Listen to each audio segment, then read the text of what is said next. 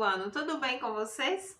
Aqui é a professora Sônia e hoje teremos mais uma aula de língua portuguesa.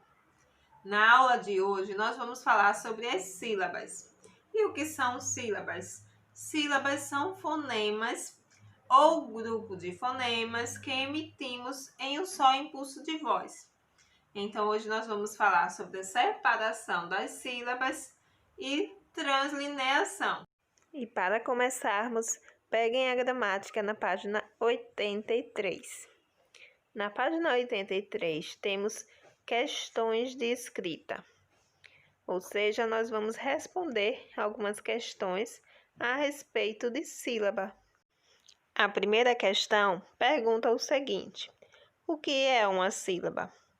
Como nós sabemos, sílaba é um fonema ou grupo de fonemas que emitimos em apenas um impulso de voz.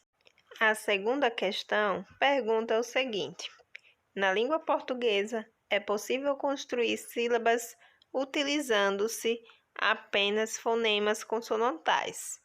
Explique. A resposta para esta questão é a seguinte: não. Na língua portuguesa, a vogal é a base da sílaba. Assim, é possível haver sílaba formada apenas por uma vogal, mas não apenas por consoantes. Então, como eu disse na questão, pode sim haver uma sílaba formada apenas por vogal, mas nunca por consoante. Em português, as sílabas são constituídas, na maioria das vezes, por uma consoante e uma vogal. A vogal é o núcleo da sílaba. Temos aí como exemplo cama, gato, jarra, taça, pêssego. Porém, uma sílaba pode ser também constituída apenas por uma vogal, como anel, uva, aí, um ditongo, automóvel, eira, por uma ou duas consoantes e uma vogal ou um ditongo, prata, leitor, acautelar.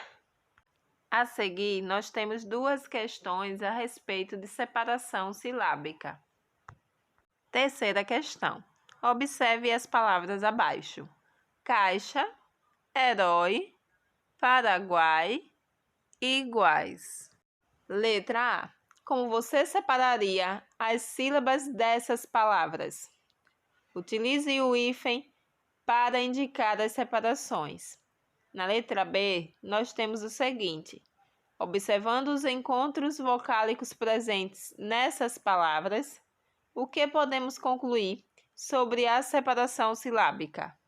Na letra A, como vocês podem perceber aí na tela, caixa foi separado em duas sílabas, herói, duas sílabas também, Paraguai, três sílabas e iguais, duas sílabas. Na letra B, podemos concluir que não separamos as letras que representam ditongos e tritongos. Então, esta é a resposta, que não separamos as letras que representam ditongos e tritongos. Na página 84, nós temos a quarta questão, que diz o seguinte: agora, observe a separação silábica dos grupos de palavras a seguir e, com suas palavras, elaborem uma regra para cada situação. Dica: atente para os detalhes que são comuns às palavras de cada grupo. Então, na letra A, nós temos as palavras apto, cacto, gaça, predatismo. Então, observaram bem as palavras? Destas palavras, nós temos a seguinte regra: não separamos da sílaba anterior as consoantes que forem seguidas de vogal. Na letra B, nós temos as palavras carrapato, nascer, amarrar, desço, ecossistema, exceder. Conseguem observar o que essas palavras têm em comum? A regra para a letra B é a seguinte: separamos os dígrafos RR, SS, SC, S, C cedilha e X, C. Letra C. Caído, baú, saúde, saída. Podemos observar que essas palavras são hiatos. Então, a regra para a letra C é a seguinte: separamos as vogais dos hiatos. Letra D. Pneumático, gnomo, psicólogo. Nesta regra, não separamos os encontros consonantais que iniciam palavras. Letra E. Meio, boiada, cheio. Temos aí ditongos e hiatos em uma mesma palavra. Neste caso, a regra é a seguinte: separamos o ditongo do hiato. Letra F. Malha, querer, linha, guerra, chave, quis. Percebam que eu acabei de citar algumas palavras com dígrafos. Na letra B, temos alguns dígrafos que são separáveis. Já aqui, na letra F, acontece o oposto. Nós temos dígrafos que são inseparáveis nas palavras.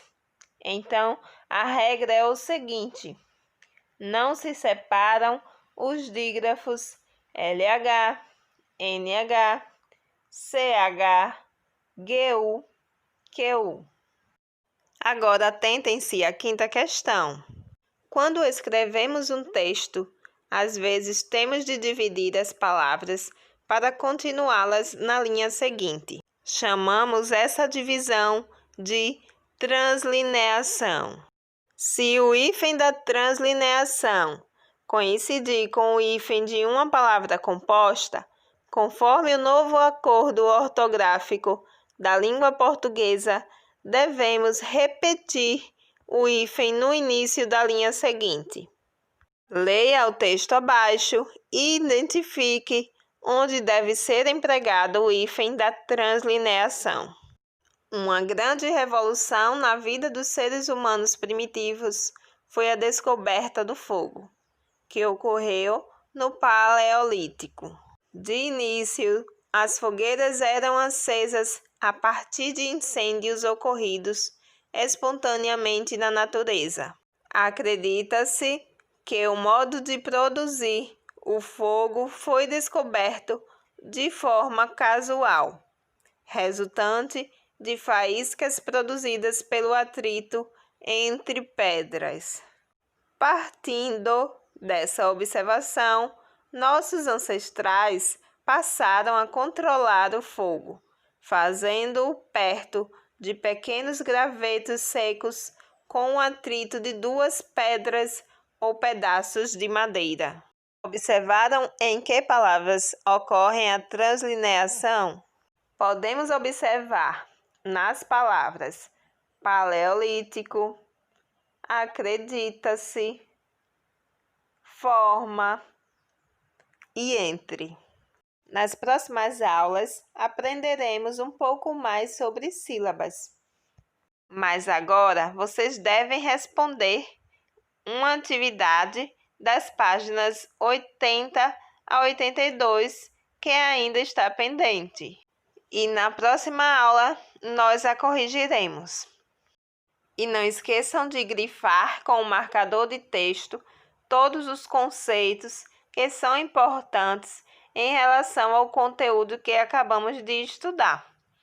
Não esqueçam também de anotar todas as dúvidas para saná-las em uma próxima oportunidade. Certo, alunos? Até uma próxima aula. Tchau, tchau!